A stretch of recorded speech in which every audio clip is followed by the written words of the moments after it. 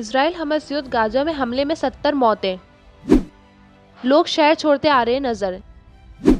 Israel और Hamas के बीच जारी युद्ध में एक नई त्रासदी खबरें आ रही हैं, जिसमें गाजा में हुई ताजा बमबारी में कम से कम 70 लोगों की मौत हो गई है। ये हमले गाजा के लोगों के लिए जीवन के खतरे का सामना कर रहे हैं, जिन्हें अपने घरों को छोड़कर शहर छोड़ना पड़ रहा है। इसके अलावा हमास ने लेबनान से भेजे गए 2 ड्रोन्स को इजरायली वायुसेना द्वारा मार गिराया है। इस युद्ध के दौरान इजरायली सेना गाजा पट्टी में अपने ग्राउंड ऑपरेशन को भी आगे बढ़ा रही है। संयुक्त राष्ट्र के कार्यालय के मुताबिक युद्धग्रस्त गाजा के उत्तरी क्षेत्र में रहने वाले हजारों लोग कथित तौर पर दक्षिणी क्षेत्र में चले गए हैं। हमास ने इस ताजा बमबारी के बाद एक प्रेस विज्ञप्ति जारी करते हुए दावा किया है कि इजरायली वायुसेना द्वारा की गई एयर स्ट्राइक में गाजा शहर से भाग रहे कम से कम 70 लोग मारे गए हैं, जिनमें ज्यादातर महिलाओं और बच्चे शामिल हैं। इस युद्ध के बाद की खबरों के अनुसार इजराइल ने गाजा पट्टी पर 6000 से ज्यादा बम गिराए, जिससे इस क्षेत्र की जनता के लिए बिजली और पानी की सप्लाई पूरी तरह से ठप हो गई है। इजराइल ने बंद किए गए नाकेबंदियों के बंदी बनाए गए नागरिकों को छोड़ने का गाजा में बिजली पानी की आपूर्ति बंद रखने का फैसला किया है। ये युद्ध गाजा के लोगों के जीवन पर बड़ा असर डाल रहा है और उन्हें अपने घरों को छोड़कर सुरक्षित स्थानों पर जाने की मजबूरी हो रही है।